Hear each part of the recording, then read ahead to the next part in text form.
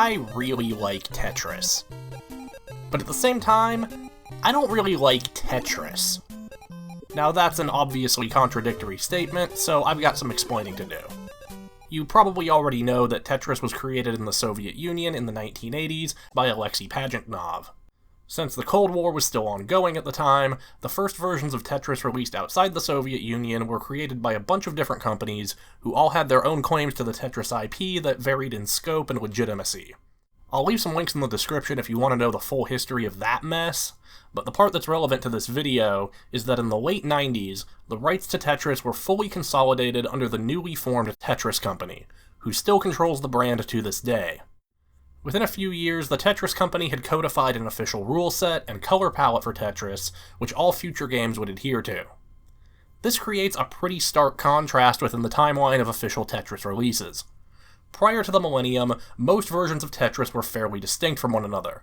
You had companies like Bulletproof Software, whose games tended to reuse and build upon the same rule set, but in general, Tetris games from this era each have their own unique aesthetic and slight variation on the core mechanics.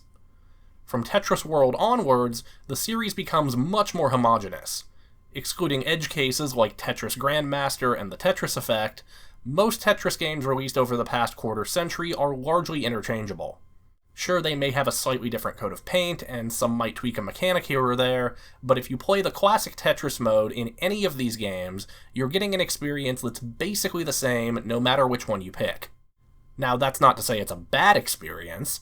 The official Tetris guidelines are the official guidelines for a reason, but with so many games made from the same template, I find that some of the most compelling entries in the series are the weird, experimental, and often much worse interpretations of Tetris that released prior to the formation of the Tetris Company. To bring this back around to what I said at the start of the video, I really like Tetris, as a simple game that lends itself well to iteration and remains fun and engaging across dozens of different versions. I really don't like Tetris as a global, centrally controlled brand that aims to ensure no entry strays too far from the official guidelines. Tetris is at its best when it's filtered through the lens of someone with a clear vision of what they want their version of Tetris to be. It could be a unique aesthetic, a new twist on the mechanics, a laser focus on a specific type of player, or anything else you could think of. The more unique takes on Tetris are often some of the best in the series, and even the ones that aren't very good are usually at least interesting. I'll take that over a dozen different games that all adhere religiously to the same set of guidelines. To that end, I've gathered up a bunch of different Tetris clones, and I'm going to be playing each one and ranking all of them on a tier list. Before we get started though, there's a few things I want to quickly mention. First, it just so happens that shortly after I began working on this video, fellow YouTuber Acerola uploaded a 3-hour-long epic about the design history of official Tetris versions. I bring this up because 1, it's a really good video and you should go watch it when you're done with this one. 2, it taught me some intricacies of the Tetris mechanics that I was not previously aware of, and which I'm going to be referencing as we go through these clone games. And 3, I'm using the tier list he made as a loose point of reference when deciding how to rank each game. Next, let's go over the criteria for the games we'll be discussing. I don't have a super specific definition of what makes a Tetris clone, but as long as a game uses the same tetromino pieces as Tetris, has gameplay that at least vaguely resembles Tetris, and was created without the involvement of the Tetris Company or their predecessors, then it probably counts.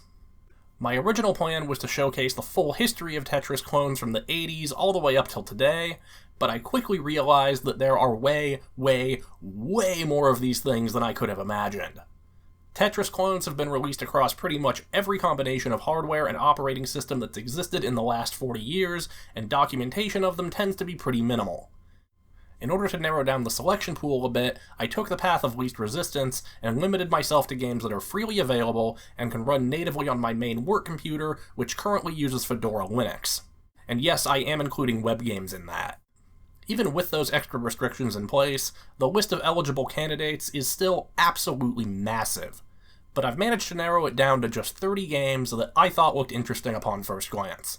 I'll be playing at least one full round of each of these games in the traditional marathon mode, or whatever their closest equivalent is, before giving them my rating. And in the spirit of Tetris, the order I review them in will be determined at random. I should probably also mention that I'm not an exceptionally amazing Tetris player. I don't play competitively or anything like that, nor is that really the point of this video. So if you think my gameplay sucks, it probably does. With that, the first Tetris clone we'll be looking at is Clawtris. This is a pretty bog-standard Tetris clone that's notable for having been made entirely in Scratch. It's playable on the Scratch website, so a link to that and all the other games I'm playing for this video can be found in the description. Clawtris has a nice-looking title screen with some funky music, and a few game options that can be adjusted on the menu.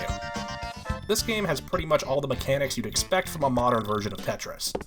Wall kicks, floor kicks, a lock delay, piece holding, next piece preview, and a ghost piece. I originally thought that this game didn't have a hard drop, but it does have one. I just missed it on my initial playthrough because I didn't bother reading the controls before starting the game. The controls are actually where the problems with this one begin. The arrow keys move the current piece, X and Z rotate, C swaps the held piece, and space hard drops. Personally, I find this layout to be a bit awkward, and unfortunately there's no key rebinding. I ran into another problem with this one once the game started to get more hectic.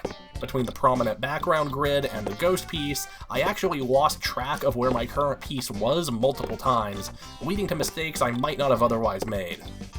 The visuals in general could use some work actually. The graphics are extremely simplistic, but when all combined, they make for a game that looks overly busy.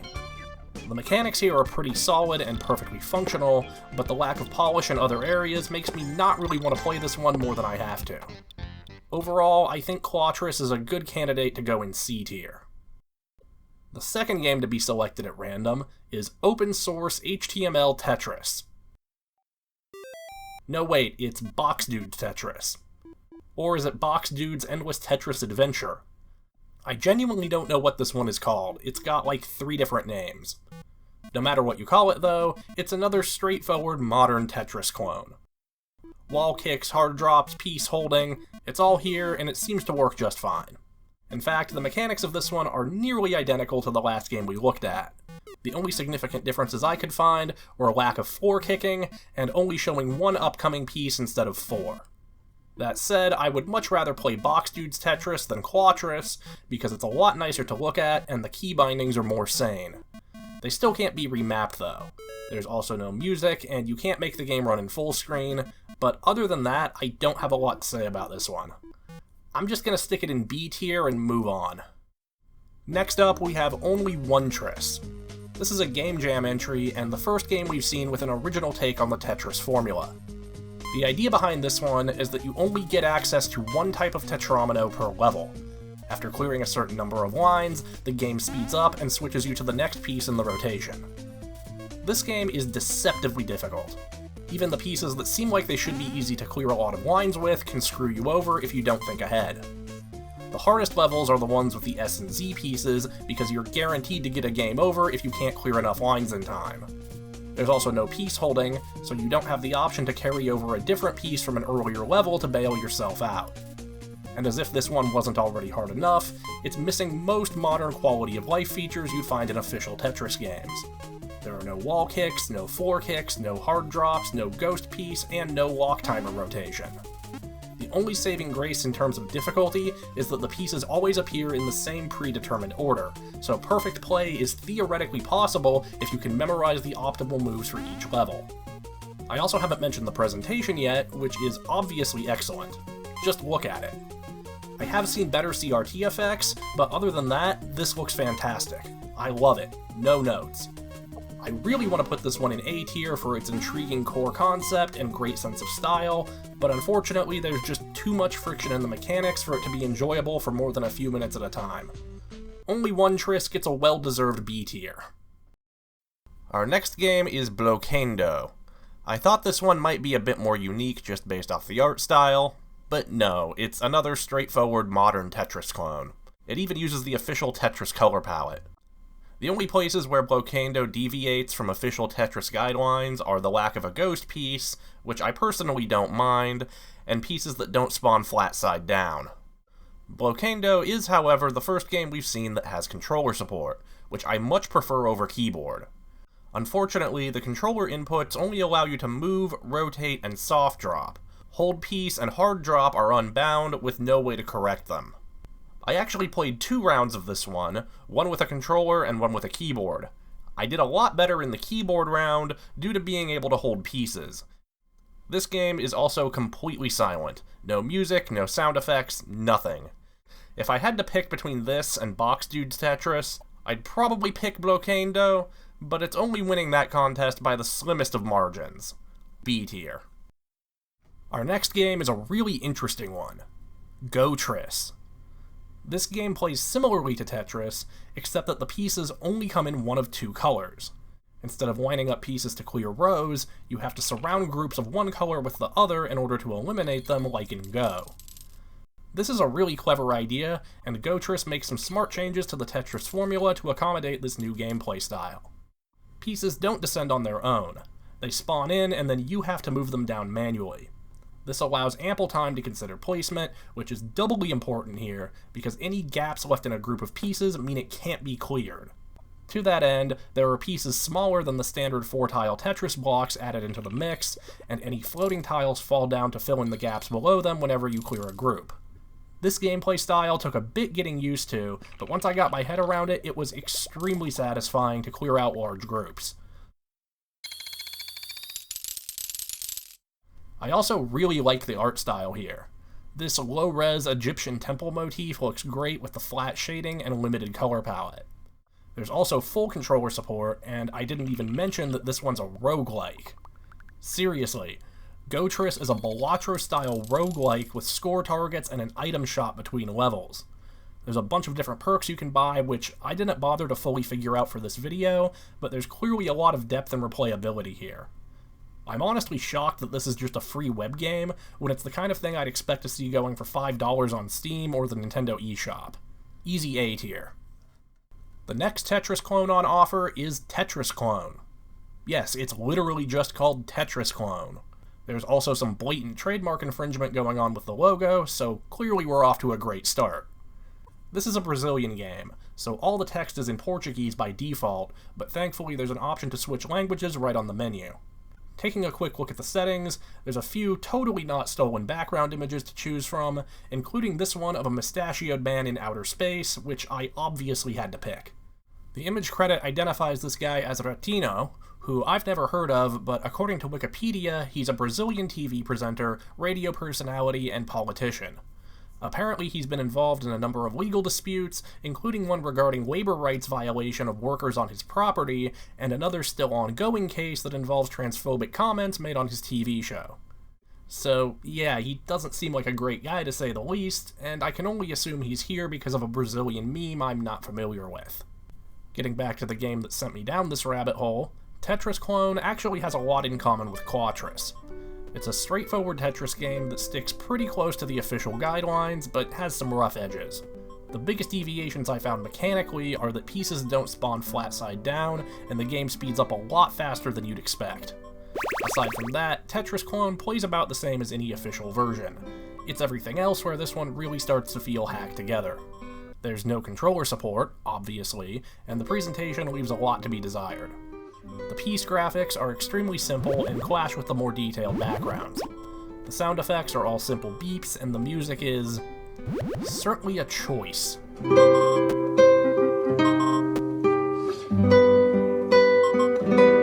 This is also the first game we've seen today that has some actual bugs. The full screen option doesn't work correctly, and twice the game locked up on the main menu until I refresh the page. This one goes in C tier, with the only thing keeping it from being a D is that I couldn't find much wrong with the core gameplay. Next up, we have Tetris 90X. This one caught my attention because the graphics look very similar to a crappy 101 LCD game I had as a kid. And in a twist that will shock absolutely no one, the game that looks like it belongs on a cheap handheld from 25 years ago isn't very good. Actually, that's an understatement. I can say with confidence that Tetris 90X is the worst version of Tetris I have ever played. There's no hard dropping, there's no piece holding, there's no wall or floor kicking, there's no ghost piece, there is no audio, and there is no full screen mode. Those are all things we've seen in other games though. Tetris 90X is a uniquely terrible specimen. To start with, every piece spawns in with a random orientation. This isn't inherently bad per se, but it is really weird. Random spawn orientation is the type of thing that should be an optional mutator or part of an extra challenge mode, but instead that's just how the game is, by default. A much bigger issue is the borked input handling. This game doesn't have its own piece shift delay or auto key repeat. It relies on the operating system for those things, just like the original IBM PC version from the 1980s. This causes most actions to feel sluggish and under-responsive, and means that the game's soft drop speed is tied directly to the key repeat rate of the host OS. By some miracle, Tetris 90X actually has controller support, but it's pretty much unusable because operating systems don't auto-repeat held controller inputs. That means the only way to move a piece down faster with the controller is to press the down button repeatedly. There's also this weird issue where once a piece lands, the amount of time it takes to lock into place seems to range from instantaneous to about 1 second. Most of my mistakes in this game happened because I accidentally moved a piece that I thought was already locked. There were also a few times I tried to shift a piece over right as it touched down, only for it to lock before my input could register. I don't know if this problem is because of the wonky input handling, or if it's just a lack of clear visual feedback, but either way, it does not feel good when it happens.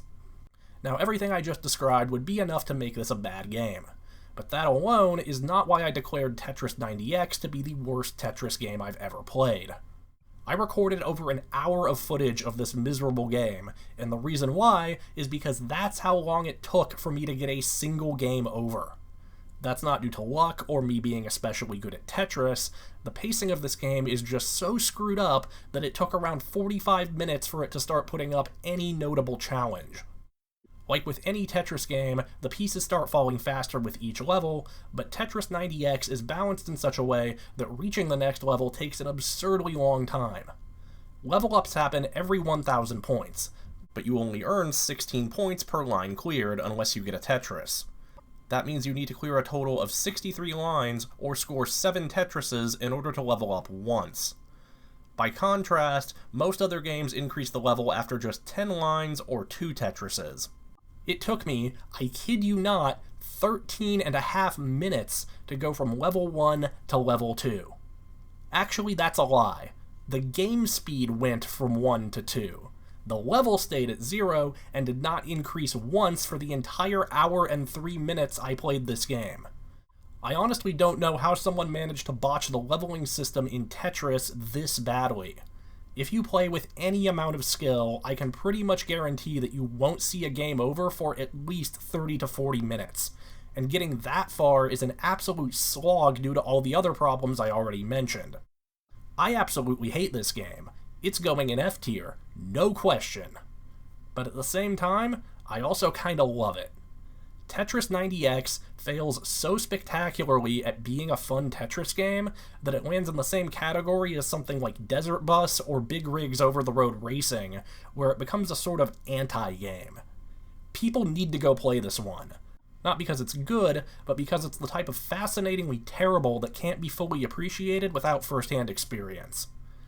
I think Tetris 90X has legitimate potential as a troll game you trick your friends into playing, or as a meme category on speedrun.com.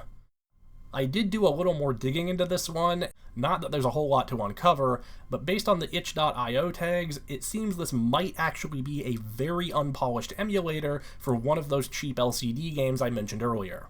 Though I'm not 100% sure on that, it could just be a recreation. Alright, that took a while, but we've got a great pick for this next one. This is Apotris, and it's the first game we've seen that's actually a standalone application rather than a browser game. I had a feeling this one would be good just from the download page, and let me tell ya, it did not disappoint. Right off the bat, the incredible audio-visual design just hits you in the face. The way the board jostles around with the pieces, the unique animations and sound effects that are tied to every action in the game, and the music. Oh my god. This one's got the juice.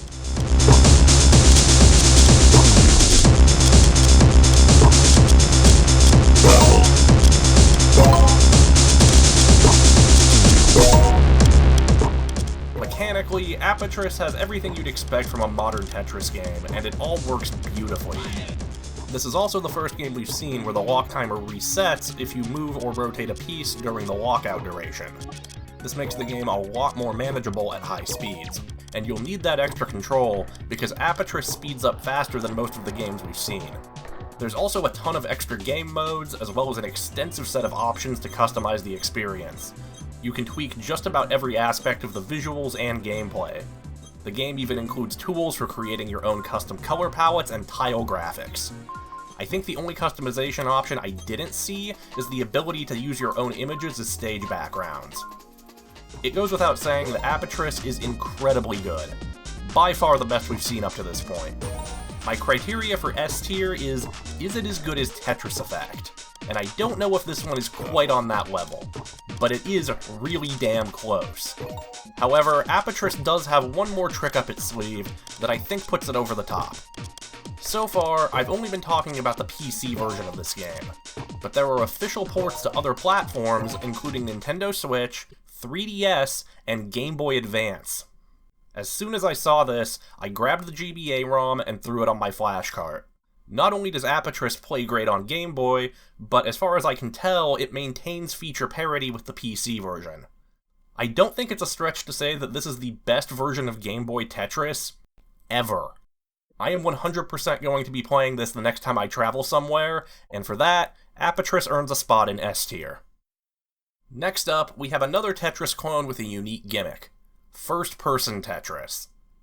At first glance, this just looks like NES Tetris running on top of a JPEG, but the gimmick reveals itself as soon as we rotate a piece.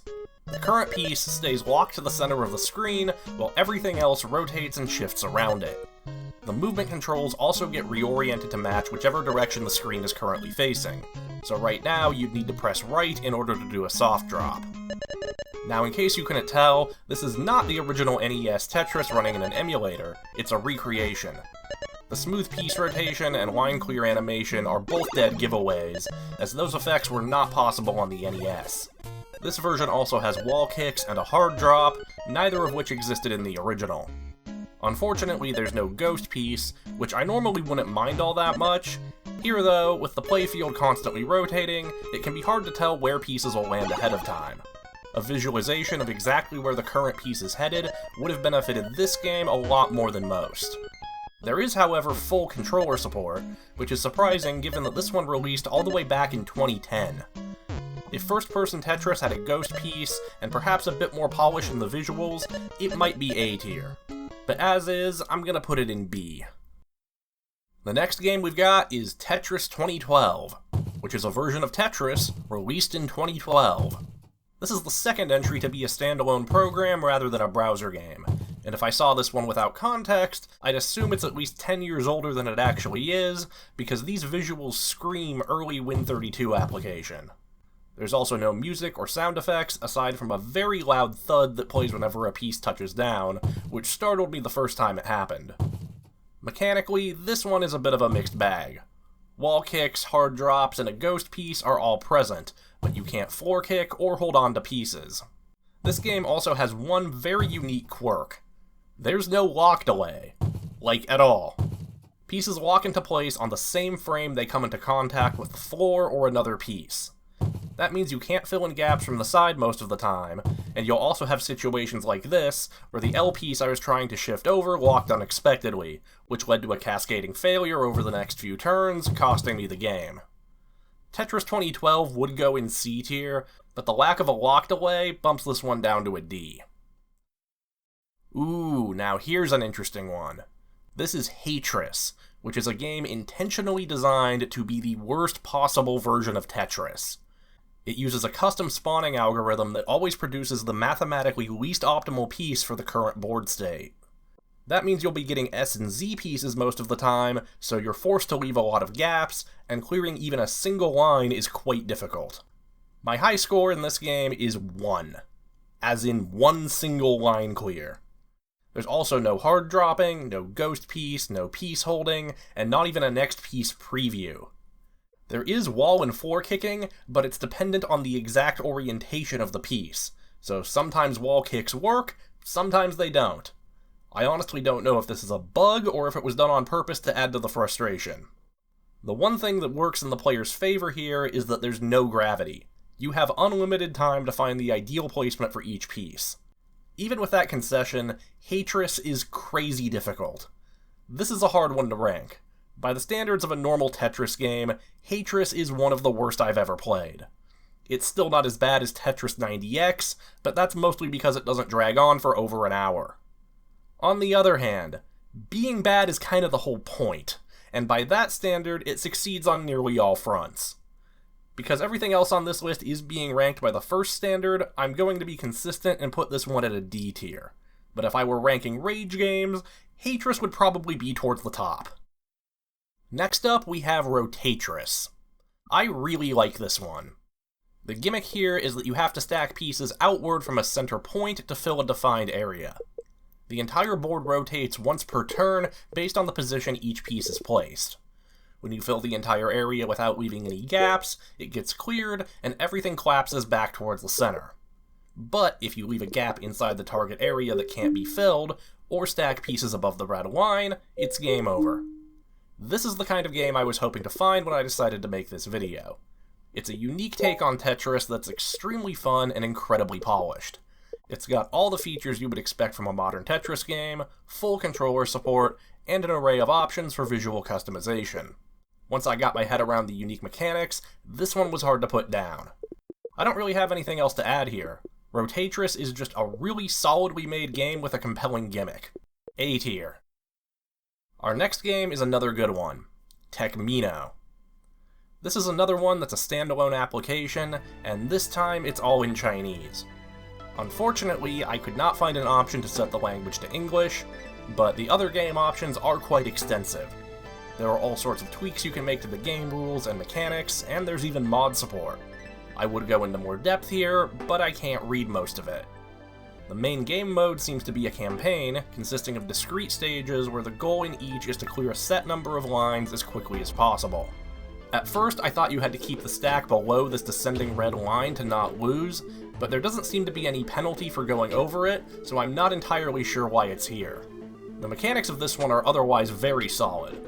Everything you'd expect from a modern Tetris game is here and works without issue, as well as full controller support. Techmino is a highly polished, straightforward Tetris game with a focus on competitive play, with features like letter grades and an in-game timer that's precise down to the frame. Visually, this one looks great, and gives satisfying audio-visual feedback for every in-game action. I don't think it feels quite as good to play as Apotris, but it's pretty close, and has the advantage of using an actual physics engine to move the board. I can tell I'm just barely scratching the surface of this one, but what little I have played is really, really good. If you can read Chinese, it's probably worth checking this one out. Another A tier. Next up, we have Falling Lightblocks. The first thing that jumps out about this one is the striking visual design. It has a very clean, minimalist aesthetic with glowing monochrome pieces. There's also this neat visual effect with the piece rotation, where instead of rotating as a single unit, the individual tiles rearrange themselves into the rotated positions. Unfortunately, the rest of the game doesn't live up to the visuals. The sound effects range from acceptable to grating. I particularly hate the one that plays when you clear a line, and the music does not fit with the visuals.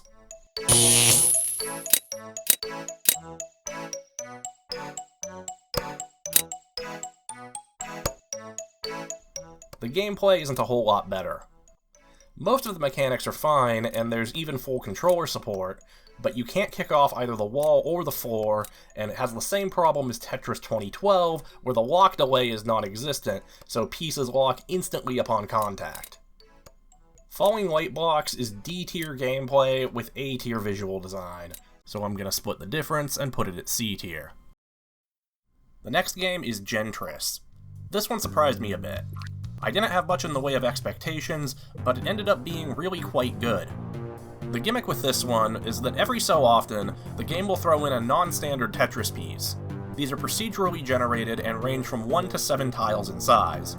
I thought that this would make the game more frustrating, which it does on occasion, but the inclusion of pieces made from less than 4 tiles helped to balance things out. It also helps that the vast majority of pieces are just regular tetrominos. If anything, the non-standard pieces keep the game interesting, and it's extremely satisfying when you manage to slot a large, irregular piece perfectly into place. Aside from the central gimmick, all of the standard, modern Tetris mechanics are here, and work as you'd expect. There's also full controller support, and visually this one looks great. I particularly like the animated stage background, and the choice to color each piece according to the number of tiles it has rather than its shape. My only real complaint with this one is the music, which isn't bad, but consists entirely of a roughly 30-second loop that repeats ad nauseum. Other than that, great game. Gentris goes in A tier.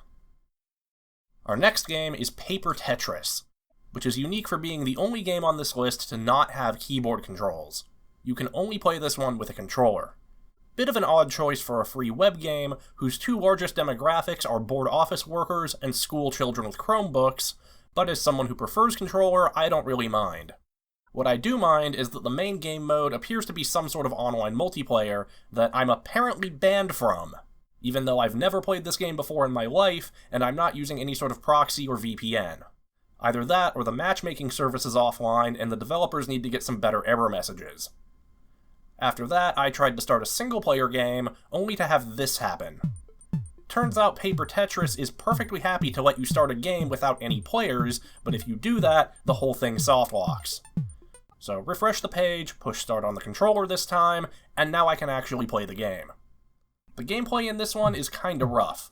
Basic movement works well enough. You can wall kick, but not floor kick. There's also no piece holding, and weirdly, there's not even a preview of the next upcoming piece. There is at least a ghost piece, but it's so faint you can hardly see it against the white background. There are also power-ups that the game will dole out at seemingly random intervals. The only indication that you have a power-up are these icons that appear over the playfield. There's no sound effect or animation or anything to indicate when you get one. They also don't seem to do anything. I used every power-up I got once I realized I had them, and I didn't see any effect aside from the icons disappearing. Either the power-ups only have an effect in multiplayer, but the game still gives them to you in single-player for some reason, or they're just straight-up broken. Paper Tetris fares a bit better in the visual department, but I am a bit confused why it's called Paper Tetris. With a name like that, I expect a handmade papercraft look akin to Doodle Jump or the Paper Mario games. The only thing that screams paper here is the background, which does sort of look like graph paper, but I don't think I'd have made that association if it weren't for the name. It's just a square grid pattern with no paper texture or anything. There's a subtle 3D effect on the pieces, which is nice, as are the black outlines around everything, but it's missing line clear animations and other visual details that would help it feel more polished. Overall, I don't think this one looks especially great, and between that and the gameplay, Paper Tetris definitely goes in D tier. Now this is an interesting one. Tetris E60. It's a fan-made recreation of the original Electronica 60 version of Tetris developed by Alexei Pajitnov in the mid-80s. Now I obviously don't have the hardware to directly compare this game with the original it's based on, but from what I've been able to research, it seems pretty authentic. All the text is in Russian, the controls are keyboard only, and the developer even added ambient sound and keyboard clacking noises to really sell the aesthetic.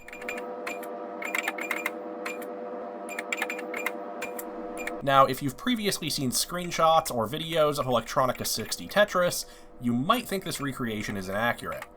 The Tetris pieces in this game are made from solid squares, but every picture and video of Electronica 60 Tetris I can recall seeing has them made out of double brackets.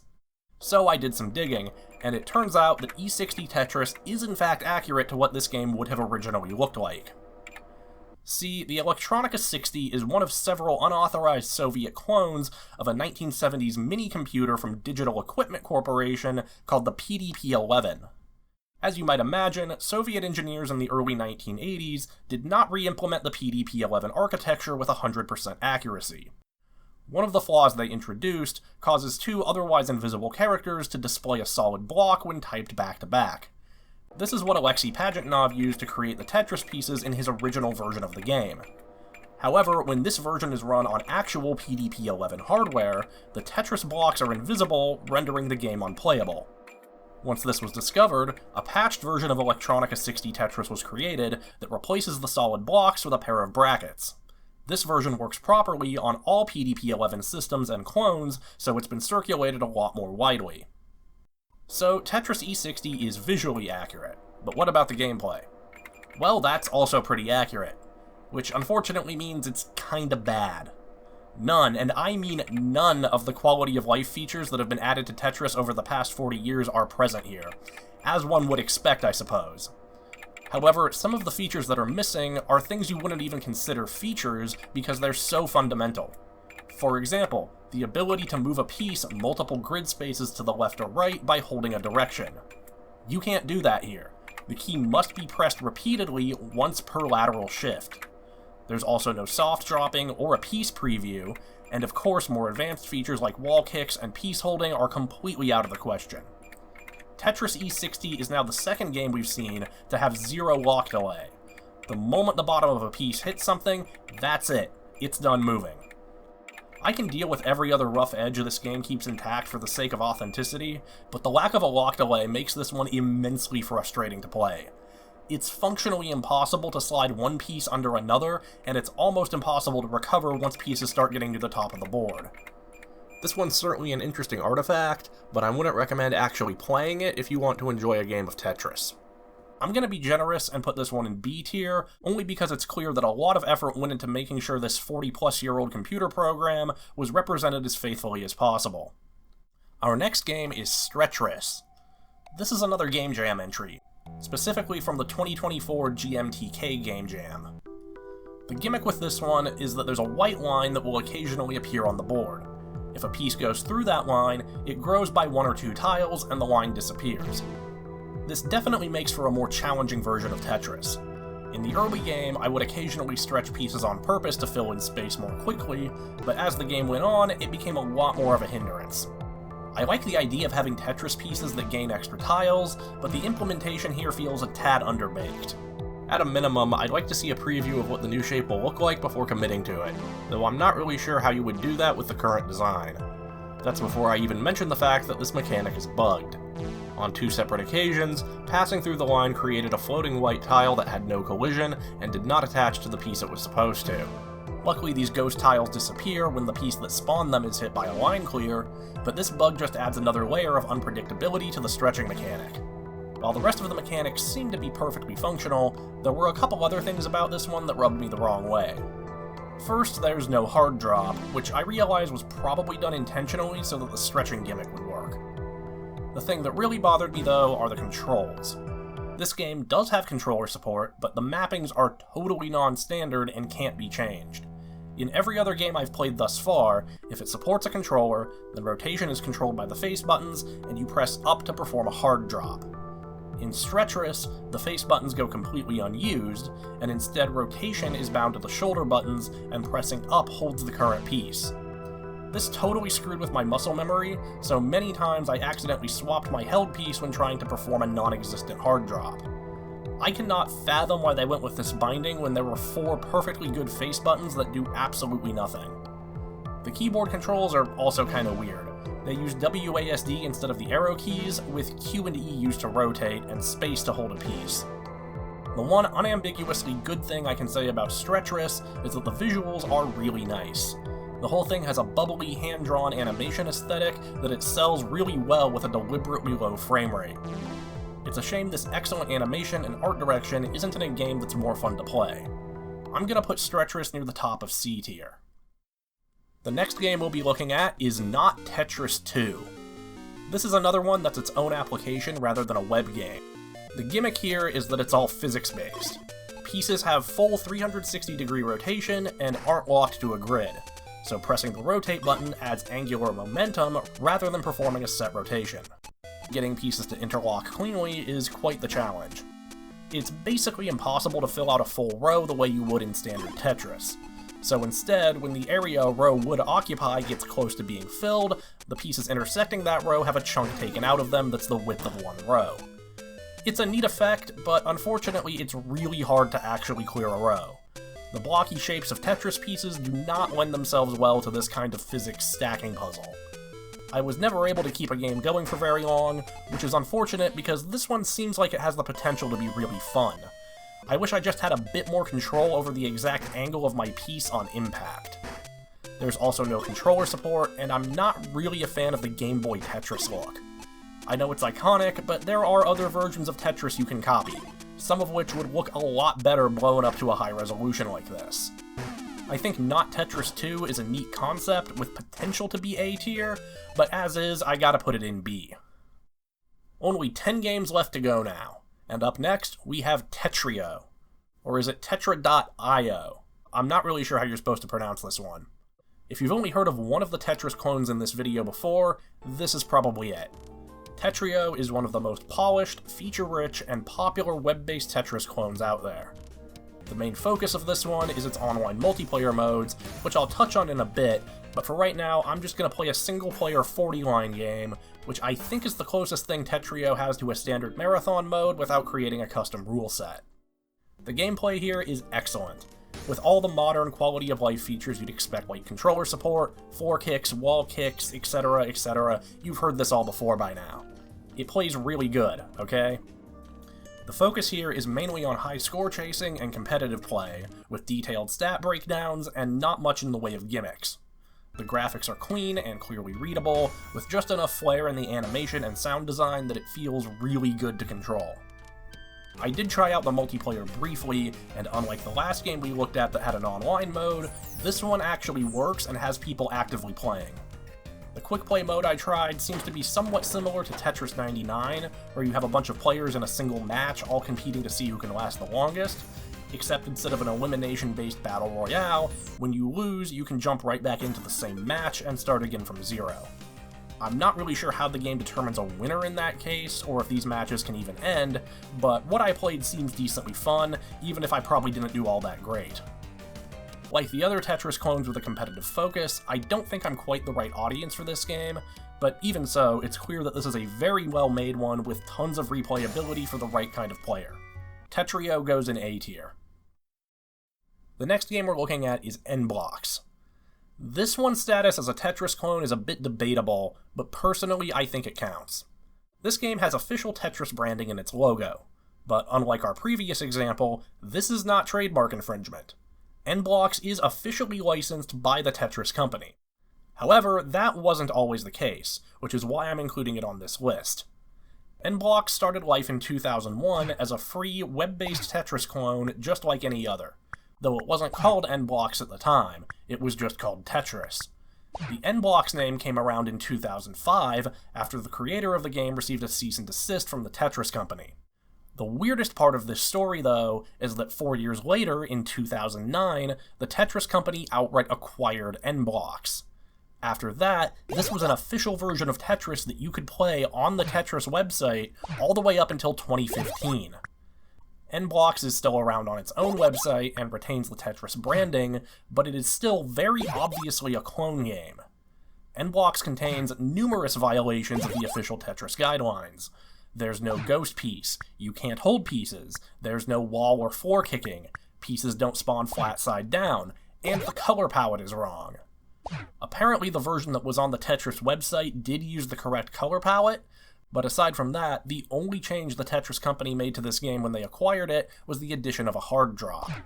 None of the other guideline violations I just mentioned were addressed, and I must emphasize, this was on the official Tetris website for over 5 years. n-Blox itself is nothing special. It's functional, but extremely bland in gameplay, visuals, and sound design. In terms of ranking, it goes in C tier. But the story behind this one is just so bizarre. I wish I had more info on it beyond the brief Tetris wiki article I found. I very much doubt the Tetris company needed another web-based version of Tetris that badly in 2009.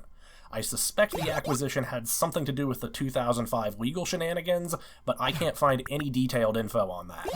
Just the fact that the Tetris company bought the rights to this mid-clone of their own game and then put it up on their website with barely any changes is baffling. Our next game is JStris. This is a web-based clone of Tetris 99. I played a few rounds and did not do very good. The highest I managed to place was 31st in a game of less than 50 people. The Tetris game that this multiplayer mode is attached to is also far from the best I've played. It has all the mechanics you'd expect from a modern Tetris game, and everything works well enough, but the main thing I don't like about this one is the presentation. Outside of some scant visual customization, it's incredibly bland and doesn't feel especially great to play, something that isn't helped by the lack of controller support. The best thing JStris has going for it really is the multiplayer, as there's not a lot of free options if that's what you're into, and there are people actually playing this one. Outside of that, there's nothing that special here. B tier.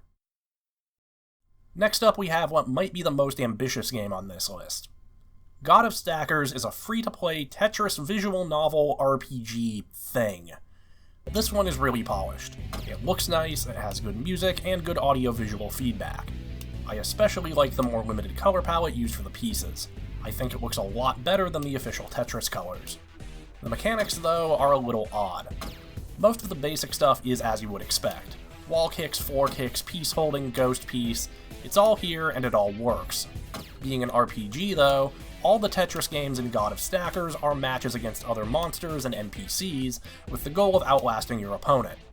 Scoring multiple line clears adds garbage lines to your opponent's field, which is pretty standard for multiplayer Tetris, but you also have a set of abilities on cooldown timers that can do things like clear a line without filling out a row, or throw more garbage at your opponent.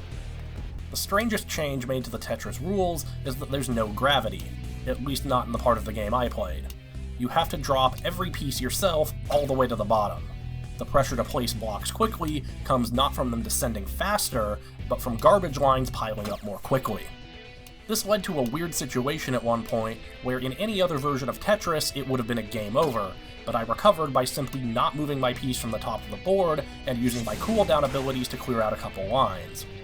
God of Stackers is certainly an interesting take on Tetris, but unfortunately I didn't really enjoy playing it all that much. I think part of it is that I personally don't really care for arcade games that have been shoehorned into an RPG format, but there were a few actual issues that brought down the experience as well. First problem, this game has no controller support, and the default keyboard mapping kinda sucks.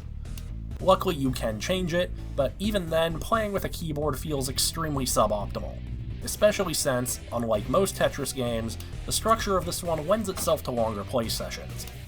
This one also has the same problem as Clawtris, where the ghost piece is too prominent, leading to confusion once the pile starts getting towards the top of the screen. Also, I swear this game has its randomizer tuned to give out eyepieces like half as often as everything else, and I'm pretty sure it's to force more reliance on the cooldown abilities. The biggest sin this game commits, though, isn't anything to do with the gameplay.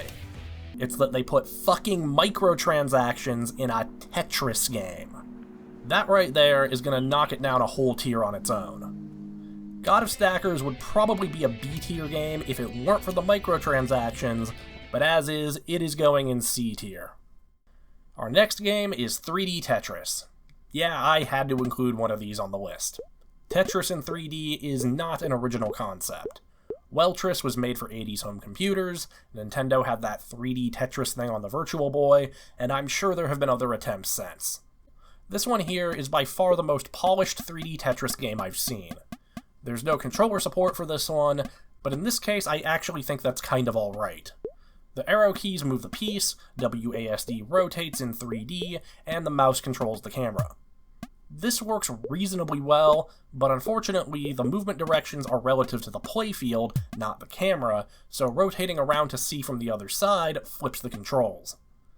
The other issue is that 2 axes is not enough to rotate things in 3D space, and you end up having to do these unintuitive double rotations to get pieces into certain orientations.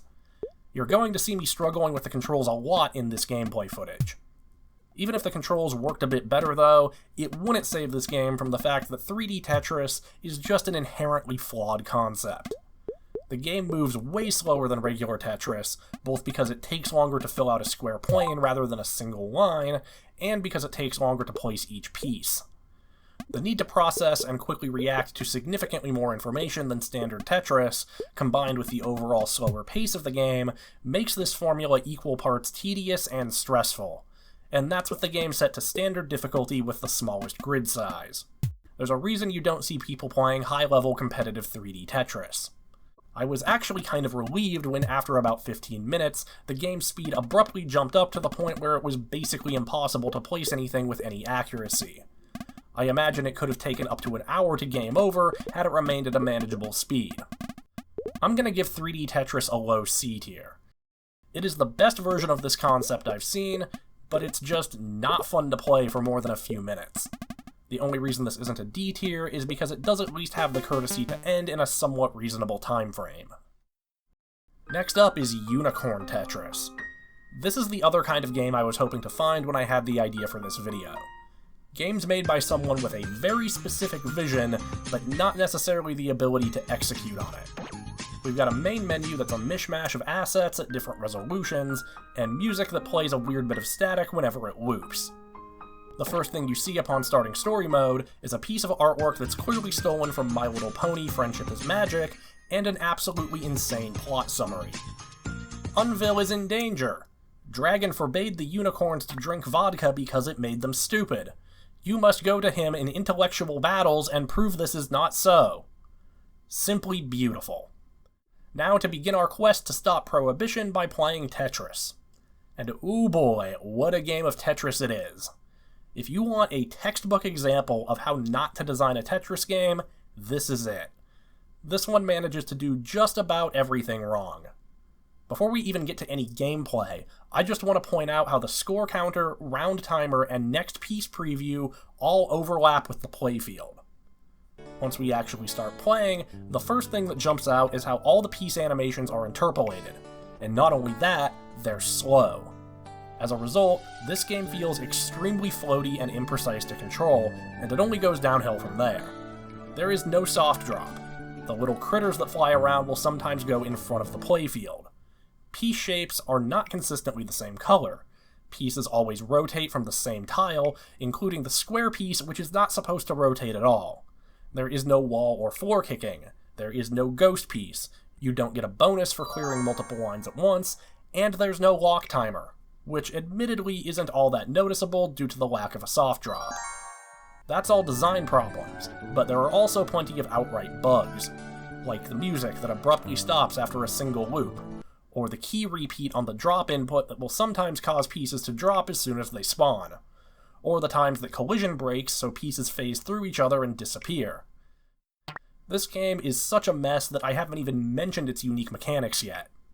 You've probably already noticed, but the game will occasionally spawn pieces that use less than the standard 4 tiles, and you'll occasionally get bombs, which can eliminate a handful of tiles from the top of the stack, and are particularly susceptible to collision issues. Unicorn Tetris goes in D tier, and I don't think I need to give an explanation as to why. The only reason this isn't getting an F is because there is a mostly functional game here, as messy as it may be. Moving right along to something hopefully better, our next game is Javascript Tetris. This one is better in that it doesn't make insane design decisions and isn't full of bugs, but it's probably the most boring game on this list. There have been some other kind of bland ones, but this one is like, aggressively bland. There's really not much to say here. It's open source, it uses the NES Tetris rule set, there's no hard dropping, piece holding, ghost piece, wall kicks, etc., but there is a frame counter at the bottom of the screen for some reason.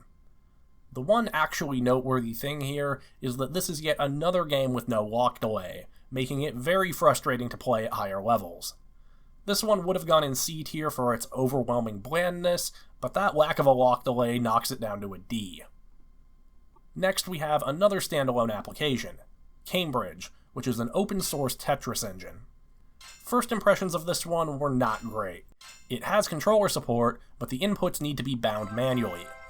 For some reason, it was not properly registering the keys I was pressing, and my input mappings got super messed up the first few times until they finally stuck on like the 4th attempt.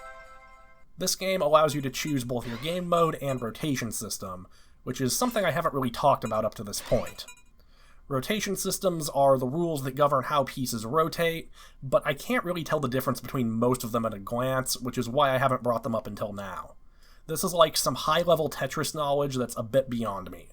From my perspective, all of the widely used rotation systems seem equally fine, and it's not something I can really comment on unless it's massively botched like in Unicorn Tetris. With that in mind, I went with the Cambridge rotation system, though I could not tell you what makes it special. As for the game itself, it's pretty good. The first game I played had no hard drop, which I was going to complain about, until I realized that there's actually quite a bit of variation in how the different game modes play, and there are a lot of them to choose from. I did like how the first mode I played would speed up and slow down though. I don't think I've seen that outside of Tetris Effect. I played another game in Marathon 2020 mode, and this was much more to my liking. This game speeds up pretty fast, but it's mostly manageable due to a generous lock delay. though it's not as generous as some other games. Once it got up to higher speeds, pieces kept getting locked before I could finish moving or rotating them into place. My biggest complaint, aside from the controller mapping weirdness, is that it's not entirely clear what the specific differences are between the many game modes on offer. This one's really good. Definitely A tier. I do think the gameplay falls just a bit short of something like Tetrio, but Cambridge is pretty much unmatched in terms of customization and game mode variety. Alright, we're down to the final three, and next up is Scrabble Tetris. Now, I like Scrabble, so I'm curious to see how this combination is going to work. The answer is not very well. Each tile has a random letter on it, and the goal is to stack pieces in such a way that they spell out words at least 4 letters long. There are a few problems with this. For one, it's difficult to know where to place letters in order for them to be useful. If the letter you need to complete a word comes up, but you can't fit the tile with that letter into the correct spot, then you're just kinda screwed, because sooner or later you're going to have to block off access to incomplete words as pieces keep coming in. The other problem is that the pieces continuously move down like in standard Tetris, but there is far too much information to make an ideal placement in the limited time you have to place each piece. Most of the words I scored I made by accident. The two things Scrabble Tetris does try to do to make this idea work are the inclusion of smaller than standard Tetris pieces and having completed words free out a number of surrounding spaces. It's simply not enough, though. This game is stressful information overload with no clear setups or strategies to score consistently. There are other things here I could criticize, but I don't think I really need to. Scrabble Tetris goes in D tier. Next up, we have Gentris. This one's got some really sleek visual design and nice menu music. The structure of this game is interesting. There's no standard marathon or endless mode or anything. It's just a series of bite-sized challenges that gradually increase in difficulty. I just started at the beginning and played them all back-to-back until I got a game over. Gameplay-wise, this one's a little rough. There's no wall or floor kicking, and trying to rotate a piece against a wall feels especially jarring. Partly because this game has so much visual polish compared to most of the titles that lack wall kicks, but also because there's a sound effect that plays when a piece fails to rotate. This would imply the developers were very much aware of wall kicking and deliberately chose not to include it. Very strange. There's also a weird bias in the piece rotation, where spinning pieces multiple times will shift them to either the left or right. And there's no piece holding. In its place, we have this game's main unique mechanic, the lifesaver. It's a limited-use explosion that knocks out a few lines and can be triggered at will. I kept hitting it by accident when I would try to hold pieces due to muscle memory from all the other games. I should probably also mention that this one does have controller support, but otherwise there's not a lot to say here. Gentris is somewhat unique in that it looks a lot better than it plays, but overall I think it belongs in C tier. And now, finally, there is only one Tetris clone left to rank, and it's one that I have very much been looking forward to trying. This is Tetro TUI, a modern Tetris clone that runs entirely within your computer's command line. This one plays similarly to some of the better games we've seen like Tetrio or Cambridge. The biggest difference is that you can't hold pieces. I also really like that the gravity here is measured in hertz. The two biggest limitations this one has are a lack of controller support and a lack of audio. The audio thing is especially disappointing because the animations in this game are incredible. Despite being made with nothing but text characters, these are legit better than the animations in half the games on this list. They're absolutely begging to be paired with sound effects that this game just does not have. There's also a ton of visual customization. The amount of options you can tweak and different looks you can give to this game that is, let me remind you, running entirely in the command line is super impressive. I really like this one. It looks good, the gameplay is tight, and it's implemented in a unique way. I'd almost be tempted to put this one in S tier if it weren't for the aforementioned audio and controller support issues. So A tier it is. And there you have it. 30 Tetris clones that are, if not better, hopefully more interesting than most official versions of Tetris. My top picks are of course Apotris, followed by Rotatris, Tetro TUI, and Gentris. If you like this video, subscribe to the channel, and consider joining my YouTube membership so I can make other videos like this one. And I will see you guys later.